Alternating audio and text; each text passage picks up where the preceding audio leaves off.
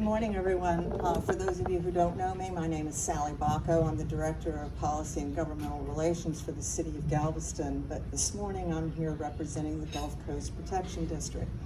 You may recall that GCPD was created by the Texas legislature with legislation authored by State Senator Larry Taylor and sponsored by State Representative Dennis Paul to act as the non-federal sponsor for the Coastal Texas Study Storm Surge Protection Project, as well as the Orange County Levee System Project.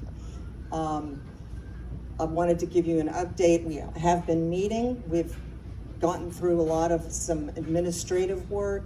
We're preparing to sign the partnership project agreement with the Corps for the Orange County Levee System. And just to give you some most recent events, we heard from the Texas Water Development Board. They gave a presentation on the regional flood planning effort going on. We're in Region 6. This regional flood planning effort was also created by the legislature back in 2019.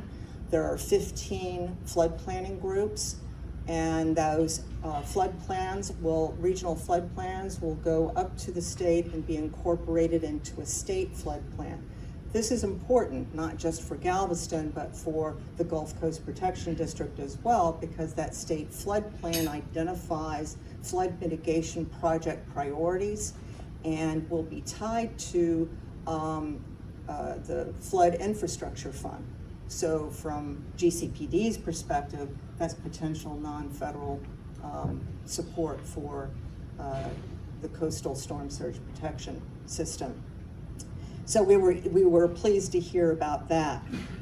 This week, the Coastal Engineering Research Board, this is the Corps' research arm, if you will.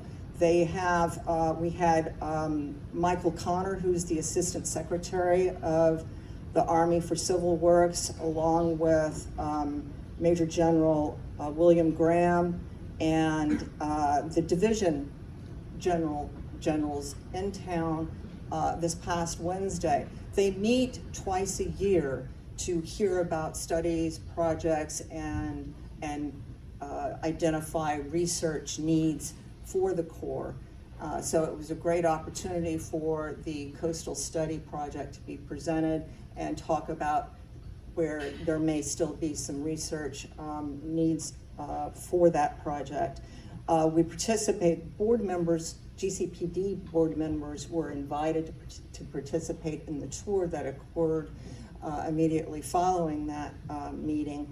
And basically it was taking the SERB group around Galveston, looking at the primary touch points where the coastal storm surge protection system would exist. So starting at the Corps building and going to Harborside, down Harborside, and then down 61st and to the end of the seawall going west, and then back to East Beach, and then back to the Corps. So it encompassed looking at where the gate system will be, where the improvements to the seawall will be, and where the ring barrier, the proposed ring barrier would exist.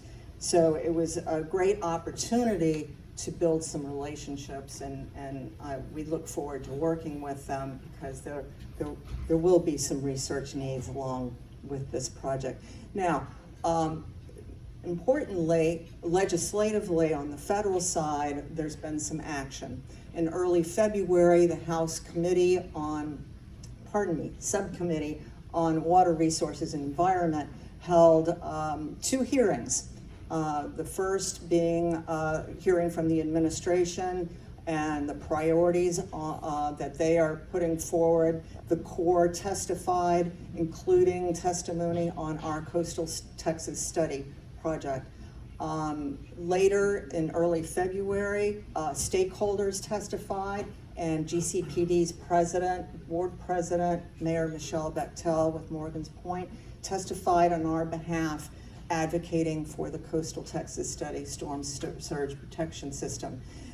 His testimony really touched upon the supply chain protection that this project presents.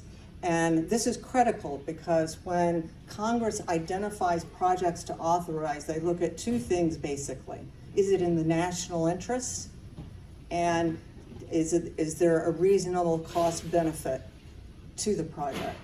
And so putting forward the role of our ports and the supply chain, not just for this area, not just for the state of Texas, but for other states as well, who import and export products through the Houston port and even Galveston port, was important. Along with our testimony, we identified the states that sit on that subcommittee, and we identified the imports and exports that come from those states and go to those states.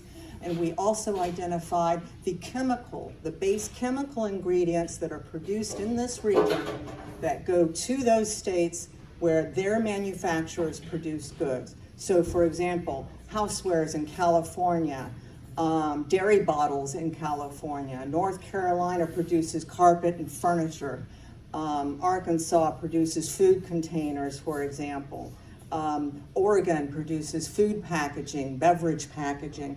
These were things that we identified to help make our Coastal Texas study project personal to those states, that this isn't just a regional Texas state, this isn't just a Texas project, this is a project that affects the supply chains for each of these states and is critical for Congress to protect and ensure. And this benefits Galveston because it meets that criteria. This is in the national best interest. Later on, most recently, the House had members testify on this, and Representative Fletcher and Representative Sylvia Garcia both testified on behalf of the Coastal Texas study, and mentioning the supply chain benefits and urgent need for the supply chain protection that this project offers. One other comment is the Senate also held a hearing. Now this was interesting because it was a hearing on climate change and coastal restoration, but Major General Graham also made a point of commenting on the Coastal Texas Study Project and its importance for transitioning, where possible, to non-structural, natural, and nature-based protection systems. So it was a good mention for introducing that committee to this project as well. And so why is authorization important? And I think this is something important to reemphasize to you to help understand this federal process. Projects are authorized. U.S. Army Corps of Engineers studies, make recommendations on projects. Those projects must be authorized, and they're authorized in a Water Resources Development Act. Authorization needs to be viewed a little like getting issued a credit card. Okay, Congress basically says this project is in national best interest. It has a feasible cost benefit. So we're going to say, move forward with this project, and you're going to be capped at this amount. In this case, it's $30 billion. Now, that's not money. That's not funding. That is saying, this is a reasonable project. We agree with its purpose and intent and goals. We're saying, yes, put this on your agenda. The Corps has $110 billion of unfunded but authorized projects. So this is the first step for the Coastal Texas Study Project. The next most critical step is going to be appropriations, where we go to appropriations committees in Congress and make the case that this project is essential for funding. And that's, so when you start hearing about authorization, oh, the project's been authorized. That's just a credit card. No one has said how you're going to pay for the credit card yet.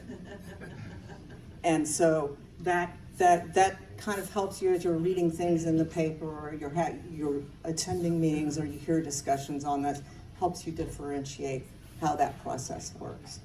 I'm happy to answer any questions. Oh, let me make one more observation, the most important. GCPD's next board meeting is April 13th, and they're coming to Galveston. We're going to be meeting at the port. The port's going to be providing a facility for us for our meeting place, and I'm going to provide the details to Jerry so that we can have as many folks come out and see the board and hear our discussions. So, any questions?